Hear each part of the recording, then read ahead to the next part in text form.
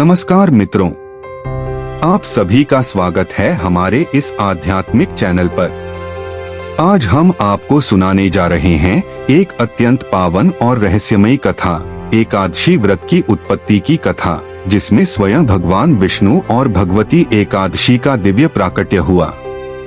यह कथा न केवल भक्ति से भर देती है, बल्कि हमें मोक्ष का मार्ग भी दिखाती है। तो चलिए श्रद्धा के साथ इस दिव्य कथा को आरंभ करते हैं। सतयुग की बात है। ब्रह्मा जी के वंश में उत्पन्न एक भयानक असुर था, मुर। उसका पिता तालजंग पहले से ही अत्याचारी था, परंतु मुर उससे भी अधिक बलवान, क्रूर और अहंकारी था। मुर ने अपने अत्याचारों की सीमा पार कर दी। उसने स्वर्गलोक पर आक्रमण किया, इंद्रदेव और सभी देवताओं को पराजित कर स्वर्ग पर अपना अधिकार जमा लिया। देवता भयभीत होकर स्वर्ग छोड़ने को विवश हो गए। दुखी और निराश देवताओं ने सबसे पहले महादेव भगवान शिव की शरण ली। भगवान शिव ने उनकी व्यथा सुनकर कहा, हे देवगण, मुर का अंत केवल श्री हरि विष्णु ही कर सकते हैं। तुम सब क्षीर सागर जाकर भगवान विष्णु की आराधना करो। देवताओं ने क्षीर सागर में जाकर भगवान विष्णु की कठोर तपस्या की। भक्तों की पुकार सुनकर भगवान विष्णु प्रकट हुए और बोले, हे इंद्र, बताओ तुम्हारा कष्ट क्या है। इंद्रदेव ने मुर के अत्याचारों की पूरी कथा सुनाई।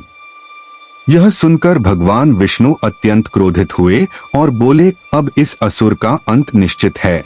भगवान विष्णु देवताओं के साथ युद्ध भूमि पहुँचे। मुर ने उन्हें देखकर युद्ध का आवाहन किया। भगवान विष्णु ने अपना दिव्य रूप धारण किया और अपनी अपार शक्ति से मुर की विशाल सेना का संहार कर दिया। अंत में स्वयं मुर भगवान विष्णु के सामने आया। भयंकर युद्ध हुआ, पर अंततः भगवान विष्णु ने अपने सुदर्शन चक्र से मुर का सिर काट दिया। देवताओं को स्वर्ग पुनः प्राप्त हुआ और चारों ओर शांति स्थापित हो गई। युद्ध के पश्चात भगवान विष्णु थक गए और बद्रिकाश्रम की एक गुफा में जाकर योग निद्रा में लीन हो गए। परंतु मुर की आत्मा अभी भी जीवित थी और उसने सोते हुए भगवान विष्णु पर आक्रमण करने का प्रयास किया। तभी भगवान विष्णु के शरीर से एक दिव्य तेजस्विनी शक्ति प्रकट हुई। यही थी भगवती एकादशी। उन्होंने उसी क्षण मुर की आत्मा का संहार कर दिया और भगवान विष्णु की रक्षा की। जब भगवान विष्णु जागे और यह सब जाना, तो वे अत्यंत प्रसन्न हुए। उन्होंने देवी से वरदान मांगने को कहा। देवी एकादशी ने विनम्र होकर कहा, हे प्रभु, जो भी इस दिन मेरा व्रत और पूजन करेगा, उसे सुख, समृद्धि और अंत में मोक्ष की प्राप्ति हो। भगवान विष्णु ने प्रसन्न होकर कहा, आज से एकादशी व्रत मुझे अत्यंत प्रिय होगा। जो भी श्रद्धा से इसका पालन करेगा, वह निश्चित ही मेरे लोक को प्राप्त करेगा। इसी प्रकार पावन एकादशी व्रत की परंपरा प्रारंभ हुई। मित्रों, यह थी एकादशी व्रत की दिव्य उत्पत्ति की कथा। एकादशी व्रत भगवान विष्णु को समर्पित सबसे पवित्र उपवास है, जो हर महीने के दोनों पक्षों की 11वीं तिथि को रखा जाता है।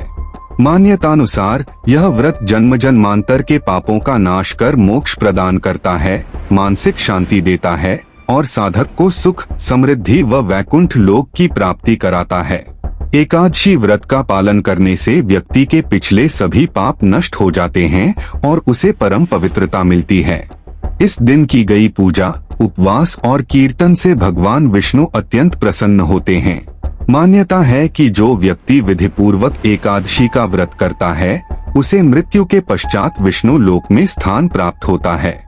यह दिन आध्यात्मिक शुद्धि का साधन है, जिससे चेतना में उत्थान होता है।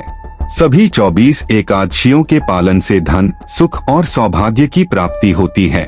निर्जला एकादशी को सभी एकादशियों में सबसे कठिन व अधिक फलदायी माना जाता है, जो वर्ष की अन्य एकादशियों के समान पुण्य प्रदान करती है।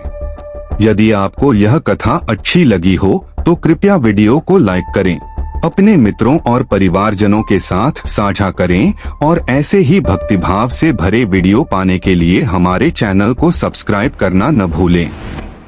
धन्यवाद। जय श्री राम।